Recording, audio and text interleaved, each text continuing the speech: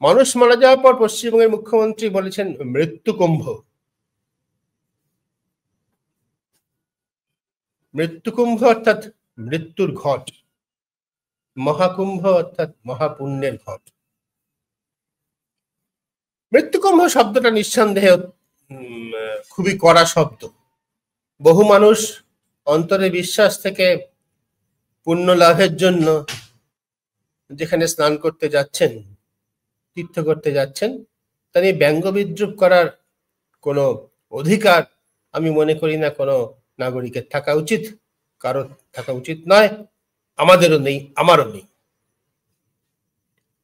মহাকুম্ভ বলে যে বিরাট, ওখানে গেলে স্নান করলে খুব পুণ্য হবে, এটাও বহু মানুষ বিশ্বাস করতে পারেন, স্নান করতে তারা যেতে পারেন, সে বিষয়ে আমাদের কিচ্ছু বলার নেই। ব্যক্তিগতভাবে আমি বিশ্বাস করি না, আর অনেকে হয়তো বিশ্বাস করেন না, যারা করেন তারা যাবেন, তাতে কিছু বলার নেই। যাতে বলার আছে সেটা হচ্ছে যে এই কুম্ভকে ব্যবহার করে যখন মিথ্যার বেশাতি করা হয়,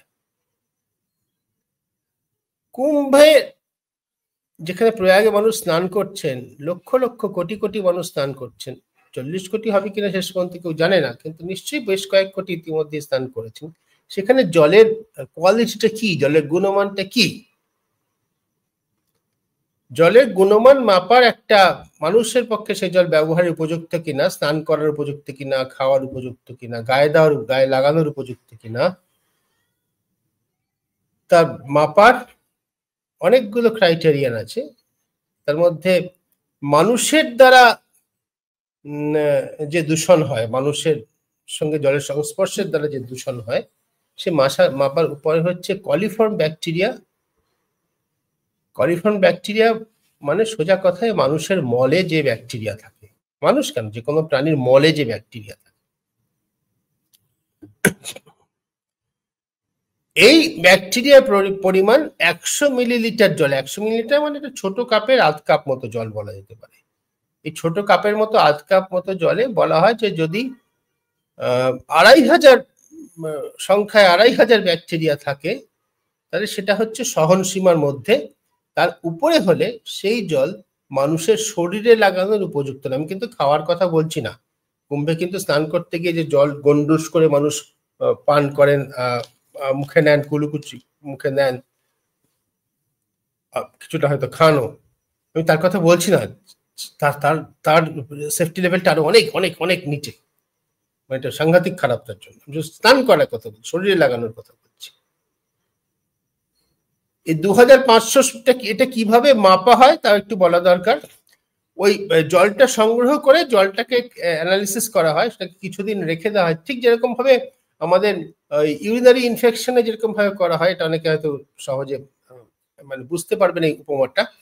ওই প্রস্রাবে ইনফেকশন হলে কি হয়, সেই প্রস্রাবের স্যাম্পল নিয়ে সেটাকে রেখে দেওয়া হয়, কালচার করা হয়, সেটাকে অনেক রকম অ্যান্টিবায়োটিকের উপরে এক একটার উপরে দিয়ে দিয়ে দেখা হয় যে কোথায় ব্যাকটেরিয়া বাড়ছে, কোথায় বাড়ছে না। যদি না বাড়ে তাহলে মনে হবে যে ওই অ্যান্টিবায়োটিকটা এই এই এই এই জীবাণুর উপরে কাজ করছে, এই জীবাণুকে রোধ আটকাতে পারছে, তাকে মারতে পারছে, সেই অ্যান্টিবায়োটিকটা ইউটিআইতে দেওয়া হয়। ঠিক সেরকম ওটাকে কালচার করা হয়, ওটাকে নিয়ে গিয়ে নানা রকম দ্রবণের মধ্যে রেখে 48 ঘন্টা 72 ঘন্টা রেখে দেখা হয় যে ব্যাকটেরিয়া পরিমাণটা কত। তা সেটা একক হচ্ছে বলা হয় মোস্ট প্রবাবল নাম্বার। এটা একদম বিজ্ঞানসম্মত একটা স্ট্যাটিস্টিক্যাল একটা পদ্ধতিতে ব্যবহার করা হয়, এটা সারা পৃথিবীতে এটা প্রামাণ্য একক। মোস্ট প্রবাবল নাম্বার সব থেকে, মানে এটা হচ্ছে সব থেকে সম্ভাব্য নাম্বার। মজার হচ্ছে কুম্ভের জল বিশ্লেষণ করে উত্তরপ্রদেশ সরকারের দূষণ পর্ষদ বলছে 2400 হচ্ছে কলিফর্মের মাত্রা। বিশেষ একটা জায়গা শাস্ত্রী বীজের কাজটা বাদ দিয়ে বলছে 2400 সংখ্যাটা দারুণ, মানে 2500 হলে বিপজ্জনক হয়ে যেত, 2400। তারা নাকি যতবার মাপছে ততবারই 2400 পাচ্ছে। কেন্দ্রীয় দূষণ নিয়ন্ত্রণ পর্ষদ, যেটা কেন্দ্রীয় সরকারের সঙ্গে কাজ করে, কেন্দ্রীয় সরকারের অধীন, তারা কি সংখ্যা পেয়েছে? তারা সংখ্যা পেয়েছে একই জায়গা থেকে নেওয়া জলে তারা এমপিএন পেয়েছে 11,000, 6,800। আরেকটা হচ্ছে, আমাকে একটু দেখে বলতে হয়, মাফ করবেন ফিগারটা আমি ভুলে গেছি। 11,000, 6,800 এবং 49,000। 49,000, 11,000 ছেড়ে দিন,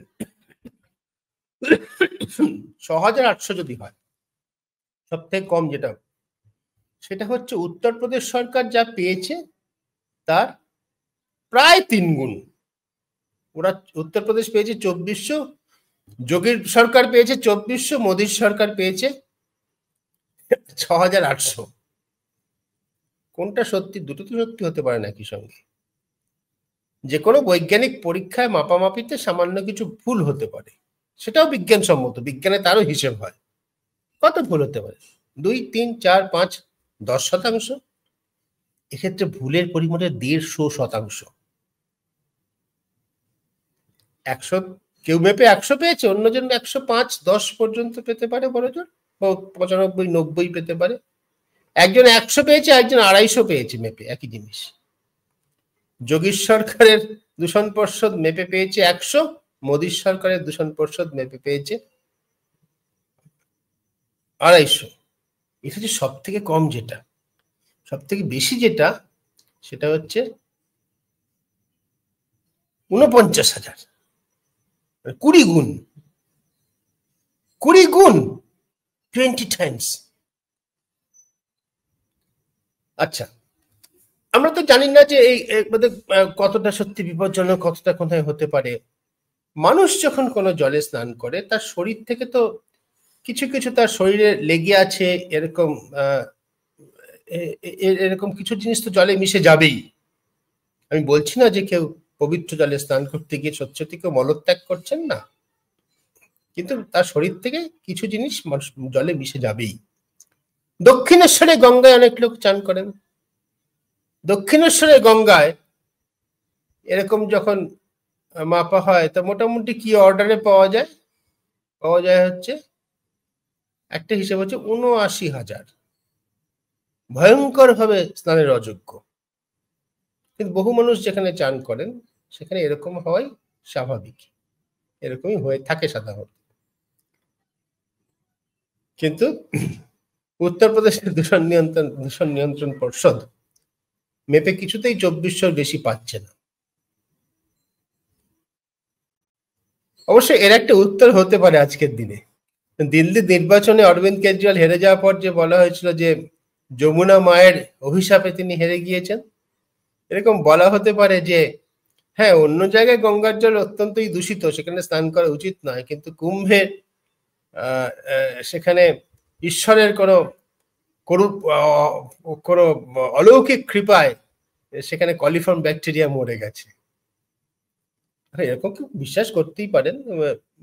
ক্ষমতাবান লোকেরা খুব বললে হয়তো কেউ কেউ বিশ্বাসও করবেন, আর বেশি মানুষ বিশ্বাসও করবেন। কিন্তু বিজ্ঞান তো বলে যে ঈশ্বরের কৃপায় বা কারোর অভিশাপে কলিফর্ম ব্যাকটেরিয়া বাড়তেও পারে না, কমতেও পারে না।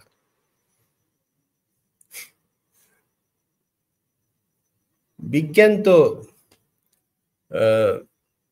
কারো কথা শুনে চলে না। কোনো শাসকের, কোনো প্রধানমন্ত্রীর, কোনো মুখ্যমন্ত্রীর, কারো কথা শুনে চলে না। কুম্ভের জলে যারা স্নান করছেন, তারা তাদের বিশ্বাসের জন্য করছেন। কিন্তু আমাদের দেশের দুঃখের বিষয়, আমাদের দেশের শাসক বর্গের কোথাও একথা বলার সৎ সাহস হয় না। যেখানে মানুষ বিশ্বাসের জন্য চান করছেন, ঠিক আছে, একটু দূষিত জলেই চান করছেন, চান করে তারা তো আনন্দ পাচ্ছেন, মন তো তাদের শান্ত হচ্ছে, তৃপ্ত হচ্ছে, তার বিনিময়ে তারা একটু শারীরিক ক্ষতির ঝুঁকি নিচ্ছেন। এই বিজ্ঞানসম্মত সত্য কথাটা আমাদের দেশে শাসক বর্গের থেকে এখন বোধহয় প্রত্যাশা করা যায় না।